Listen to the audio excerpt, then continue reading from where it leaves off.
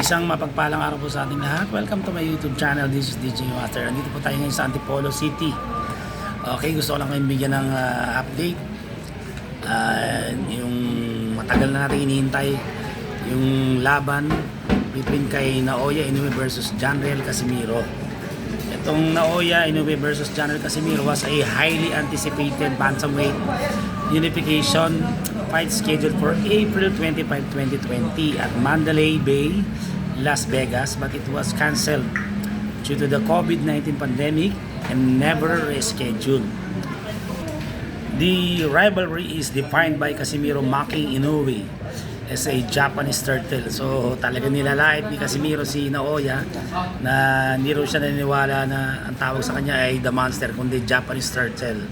And Inoue losing interest after Casimiro failed to make weight against Paul Butler.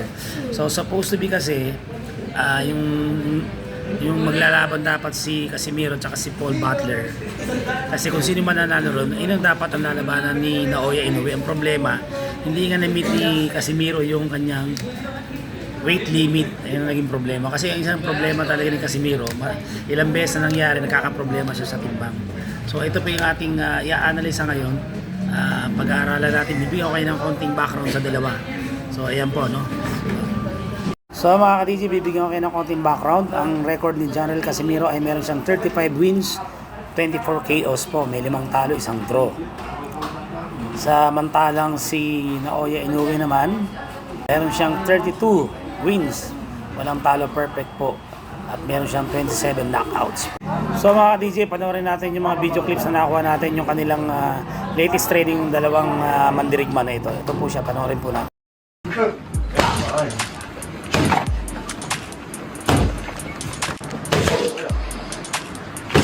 In fairness kay Inoue, very sharp. Makita naman natin, may power, form, strong determination. So hindi natin matatawaran talaga yung kakayahan nito. Kaya tinawag na the monster. So ito naman yung kay Janriel Casimiro. Yan, panoorin natin. So marami nagsasabi talaga na ang may malaking chance na pwedeng tumalo lang kay Naoya Inoue. Walang ibang ating kababayan na si Janriel Casimiro, angas ng Pinas. Yun nga kasi angas ng Pinas, kakaiba talaga ito eh. Sabi nga ni Jerry Pinlow sa interview niya, may pagka-prick daw talaga ito si kakaiba. Pero malakas talaga, matapang, tsaka may depensa rin, timing nasa kanya. So nagka-problema lang talaga siya sa conditioning, yung weight. Hindi niya na lagi nakukuha yung catch weight na napag-uusapan, kaya yun na, nawala sa kanya yung belt. Pero palagi ko pag matutuloy yung laban ito, malaki ang chance na pwede manalo yung ating kababayan si Janriel Casimiro. At magandang laban ito, maating talagang dikdikan. Unahan na siguro unang tatama maganda, siya yung unang babagsak. Kaya kung tatanungin ko po kayo mga ka-DJ, kung mangyayari laban na to, no? Kanino kayo papanik? Kanino kayo pupusta? Kay Janriel Casimiro o kay Naoya Inoue? Ito po yung kanyang training ng ating kababayan.